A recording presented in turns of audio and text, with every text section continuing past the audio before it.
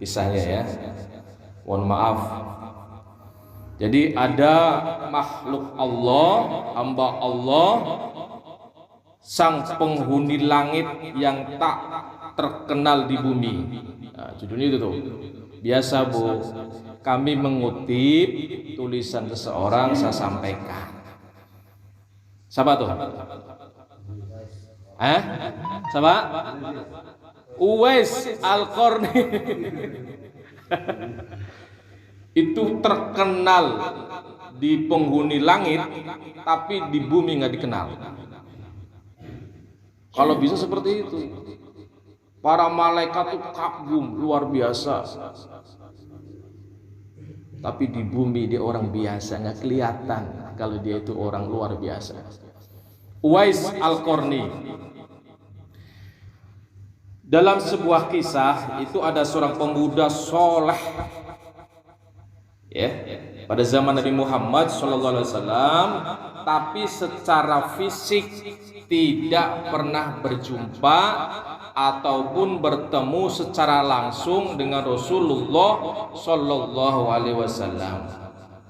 Sehingga dalam hadis riwayat Muslim dikatakan, kata Rasulullah SAW, bahwa sebaik-baik tabi'in atau pengikut adalah seorang laki-laki yang biasa dipanggil Uwais. Ternyata itu adalah Uwais Al-Qarni. Apa rahasianya dia sampai Rasulullah SAW bersabda demikian? Uwais Al-Qarni itu berasal dari Yaman. Pernah ke Yaman nggak Bu? Pernah. Itu Yaman. Jarak Yaman dengan Makkah tuh jauhnya luar biasa. Pak Haji mungkin paham. Pernah ke Yaman Pak Haji ya? Belum ya? Mekah pernah ya? Itu jaraknya luar biasa. Uwais ini adalah seorang pengembala, ya, pemuda miskin yatim, tinggal bersamanya ibu yang sudah tua dan lumpuh. Uwais ini ada penyakitnya, sejenis penyakit sopak atau penyakit belang-belang putih pada kulitnya. Pernah ngeliat Bu? Pernah lihat ya? Penyakit begitu? Seperti itulah. Ini Uwais seperti itu. Allah alam. Penyakit sopak, penyakit belang-belang putih pada kulit tubuhnya. Tapi mengapa Uwais itu begitu istimewa dalam pandangan Allah Subhanahu wa taala dan Rasulullah sallallahu alaihi wasallam? Sehingga pernah Rasulullah sampai berpesan kepada Umar bin Khattab dan Sayyidina Ali untuk berwasilah dan minta syafaat agar orang ini, Uwais ini, mendoakannya dan memintakan ampunan dosa kepada Allah Subhanahu wa taala. Luar biasa ini. Sampai Rasulullah SAW demikian. Ibadahnya mungkin luar biasa.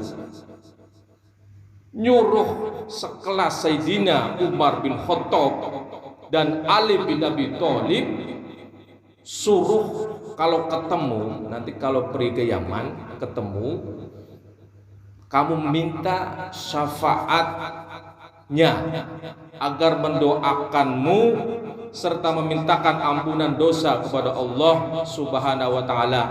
Nanti Rasulullah ngasih tandanya itu. Ini tandanya orangnya. Itu. Singkat cerita, ini Uwais Al-Qarni ini adalah pemuda soleh, sabar, ulek, ikhlas dan luar biasa, merawat dan memuliakan ibunya walaupun dia sendiri keadaan miskin, serba kekurangan. Ibunya tua lumpuh, nggak bisa jalan tak. Cuma Allah memberikan beliau ini, Uwais ini, ketabahan, kesabaran, ulet, ikhlas. Ini kalau Allah nggak tanamkan ke hati seorang, itu susah merawat orang itu. Tapi Allah berikan itu di hatinya itu, ketabahan, kesabaran, keuletan, keikhlasan, merawat ibunya yang sudah tua dan lumpuh. Bisa bayangin tuh, pernah merawat tuh, luar biasa ini. Mandiin, diangkat, dahsyat itu. Kalau nggak ada kesabaran, ketabahan, sulit, berat. Para jamaah rahmati Allah Subhanahu wa taala, pada suatu hari Uwais ingin ketemu dengan Rasulullah sallallahu alaihi wasallam di Madinah. Namanya ahli ibadah, kangenlah sama Rasulullah, ceritanya itu. Izinlah pada ibunya, Bu, saya kangen sama Rasulullah. Sudah sana jalan. Pergilah tuh Uwais itu ke Madinah. Jauhnya luar biasa, sampai ke sana Rasulullah sallallahu alaihi wasallam lagi pergi ke medan perang.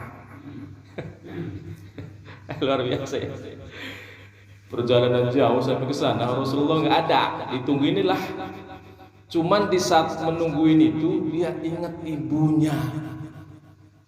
Ingat ibunya, nangis dia. Lantas dia pamit kepada istri Rasulullah, ya, Ummu Salamah sini, titip salam aja untuk Kanjeng Nabi Muhammad sallallahu alaihi wasallam. Ya, pulang dah tuh ke rumahnya. Singkat cerita, pada suatu hari Ibu Uwais ini, ibunya sama-sama ahli ibadah ya. Ibunya ngomong dah sama Uwais, nah, Mama ingin haji. Mendengar itu, bayangan Uwais ini gimana caranya ini? Belum ada pesawat, unta pun kalau jalan gimana coba unta itu? Lama sekali itu. Tapi hatinya Uwais ini, bagaimanapun caranya, keinginan ibu saya harus saya tunaikan. Ibu mau haji, Bu? Iya, ingin haji. Ya siap. Akhirnya Pak, bersiap-siaplah, diam-diam, nggak ngomong apa-apa sama ibunya. Ceritanya beli apa, domba, lembu ya, yang gedean. Itu ditaruh di bukit, ditaruh di sana dengan jarak nanti yang akan ditempuh dari Yaman ke Mekah yang sangat jauh, melewati medan sulit, padang pasir, tandus, panas. Itu udah ada bayangan, karena tadi ini kan beliau ini sempat ke Madinah, punya bayangan. Ibu saya ingin haji. Bayangan Uwais itu, bagaimana caranya itu? Tapi dengan izin Allah muncul ide, dia beli lembu gede itu, taruh di bukit tuh ceritanya. Lantas itu setiap pagi Uwais ini rutin bolak-balik menggendong anak lembu. Jadi dia beli anak lembu, naik turun bukit. Tujuannya adalah nanti perjalanan yang sangat jauh dari Yaman ke Mekah, saya harus menggendong ibu saya yang sudah tua dan lumpuh. Dia berlatih tiap pagi itu, anak lembu itu setiap pagi itu, nggak tahu, ibunya nggak tahu, di bukit dia itu bolak-balik naik turun bukit dengan sabar istiqomah, dengan didorong ingin mengabulkan keinginan ibunya. Orang kalau sudah punya tekad, apapun akan dilakukan itu. Dan biasanya istiqomah itu kan, orang-orang punya tekad. Saya harus sukses. Itu tekad benar biasanya orang itu. Saya harus memenuhi keinginan ibu saya. Dan dia tahu persis medan yang akan ditempuh dari Yaman ke Mekah itu sangat sulit, padang pasir, panas tandus. Dia berlatih itu tanpa sepengetahuan ibunya. Nanti malah dilarang sama ibunya kan gitu. Akhirnya itu tiap pagi itu naik turun bawa anak lembu, sehingga tetangga yang lihat, ini kenapa ini Uwais sudah gila ini, buat apa itu anak lembu, nah bukit ini nggak main-main bukitnya, ketinggi lah bukit, namanya bukit lah, berasa udah gila kalian ini Uwais ya. Tetangga yang lihat itu begitu, lihat kenapa ini Uwais ya, tahu ibunya lagi begitu, dia di sini begitu dia nggak tahu tetangganya itu, dia punya misi besar. Singkat cerita, ia lakukan itu sampai 8 bulanan. Allah alam ya, di sini tertulis 8 bulanan. Luar biasa itu, lama. Tak terasa akhirnya lembunya semakin besar, beratlah. Tadinya anak lembu 8 bulan, ya taruhlah 4 bulan, 5 bulan juga udah gede itu, sekitar berbobot ya 100 kilograman itu. Wah, diangkat terus sampai nggak sadar, kuat. Badan Uwais pun menjadi kian besar dan berotot karena kebiasaannya itu menggendong itu sampai berat itu. Dan akhirnya tibalah saatnya musim haji. Perjalanan jauh. Kalau sekarang berapa hari Bu? Naik pesawat. Zaman dulu itu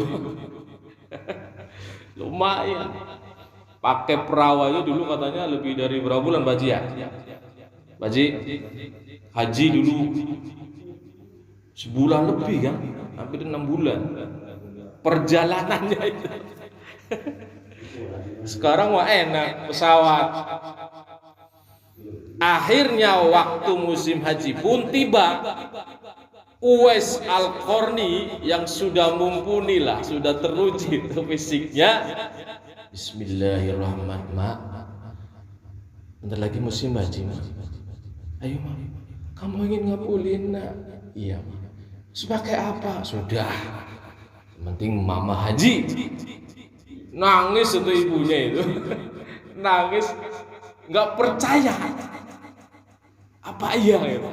Tapi lihat fisiknya kakek juga ibunya. Ibunya yakin itu. Beda dengan kayak kemarin waktu awal ngomong, ini udah 8 bulanan, fisik udah oke, ibunya makin yakin. Ayo Mak, bener lagi ya musim haji. Hitunglah perjalanan sekitar jauh kan. Ayo Nak.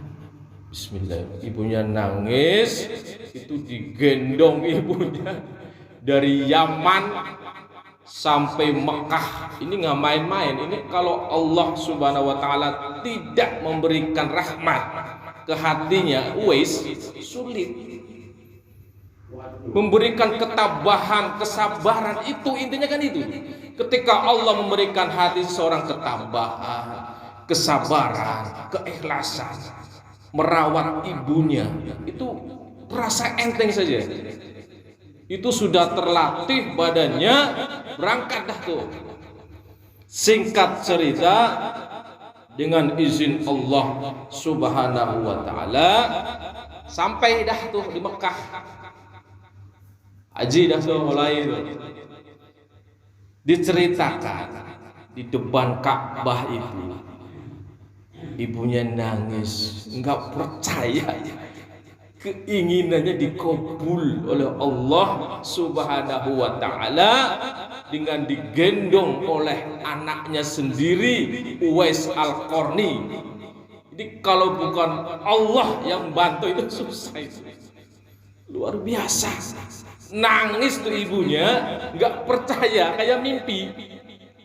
Bisa haji di Makkah Al-Mukarramah, nangis ibunya.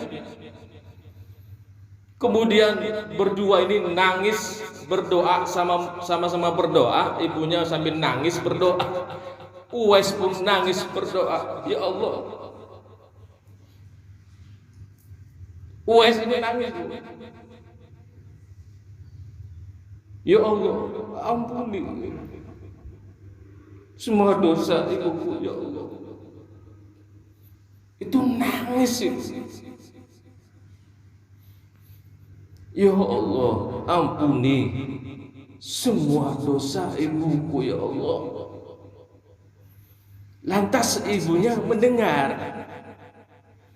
mendengar doanya anaknya ini, Uwais Al-Qarni ini, nanya, nah, kok ibu doang dosanya, nah? Kamu nggak minta dosamu diampuni? Itu ibunya.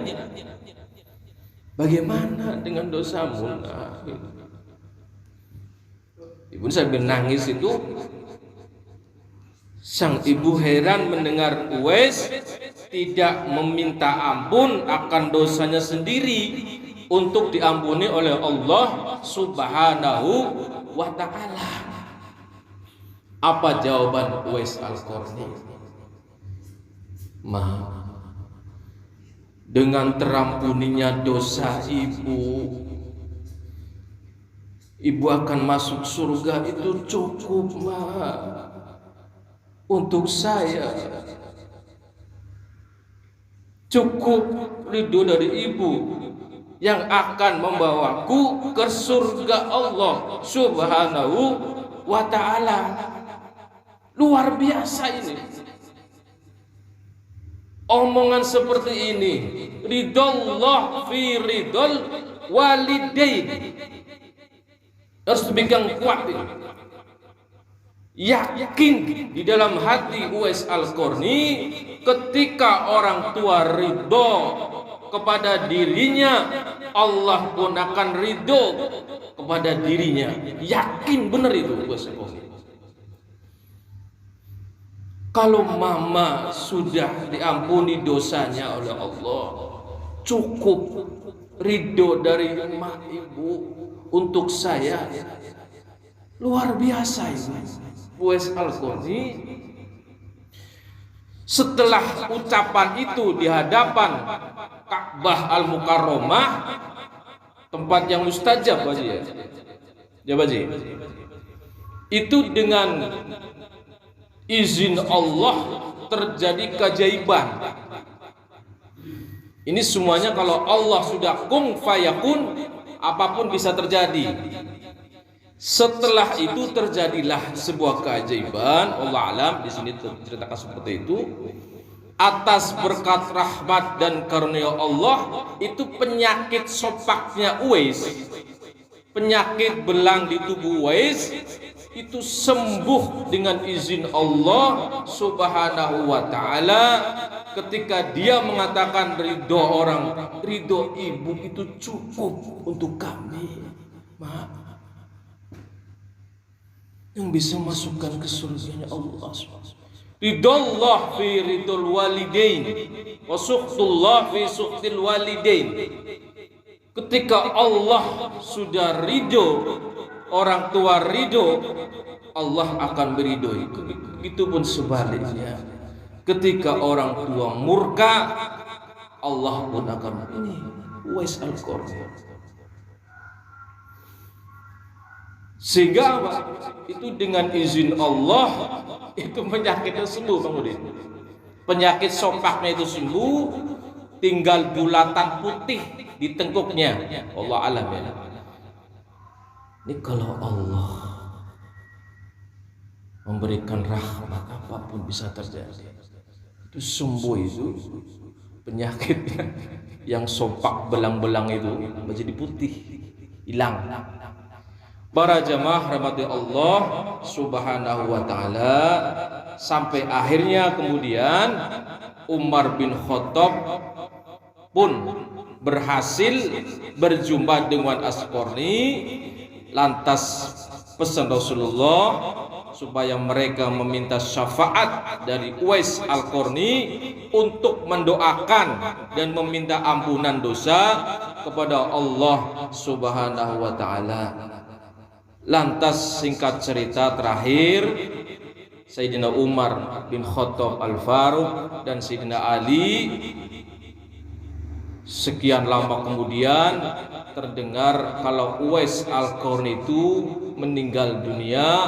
Beliau ke sana itu.